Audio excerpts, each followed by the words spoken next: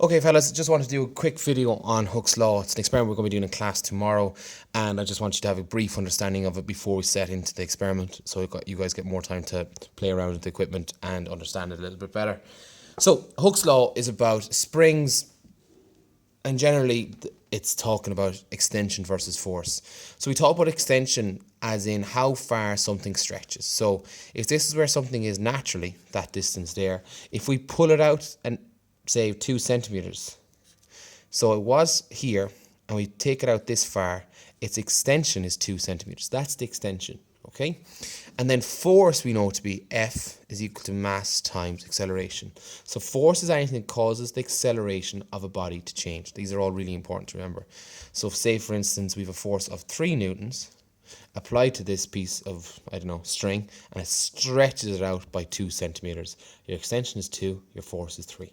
Okay, so when we talk about Hooke's Law, we talk about springs. Springs hanging from a platform, you look something like this, okay? If you imagine, if I pull this a little bit, it'll extend a little bit. If I pull it a lot, it'll extend a lot more. Now that goes to a certain point until it loses elasticity. If you pull it too far, it loses elasticity and it won't bounce back. So this is like any spring. Pull it a little bit, it'll stretch a little bit. Pull it harder, it'll stretch even further. So this is what we're talking about when we talk about Hooke's Law. Okay, I've drawn this already. So this is here, different moments in time. So along the top here, I've drawn how many newtons of force were hanging off the bottom of the spring. So these are all springs. These black squiggly lines, these are meant to be springs. This is where the spring starts off at, when there's no force at all on it. It's nice and tight, there's no pressure being on it at all. Where that is naturally, it's called its point of equilibrium, where the spring wants to hang naturally.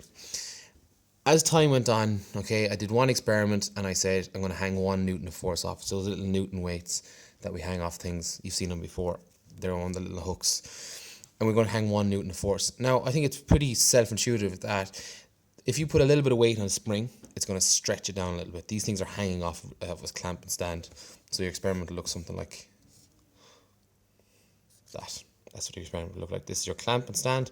That's your spring hanging down. There's your weight there.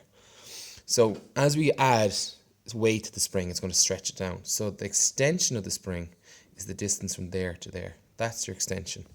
Then I'm going to add more weight to it again.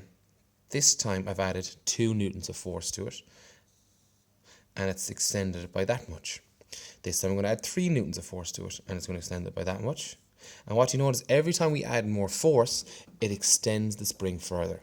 4 newtons of force extends it the longest of all of them. And obviously if you put 5 newtons, it would stretch it off the page here. Now, if we look at this and we flip it around like that, and if I was to connect up all these points where the spring is meant to be, roughly, it looks something like this, a graph. And if you think about it, on this axis we're going to have extension, how much the spring was extended by, pulled out by. On this axis we have the force. So more force equals more extension.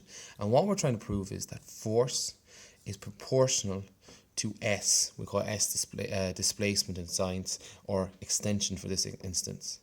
Okay, and we put a little minus in there. Now, I want you guys to try to figure out why we put that minus in there for homework tonight. Thank you.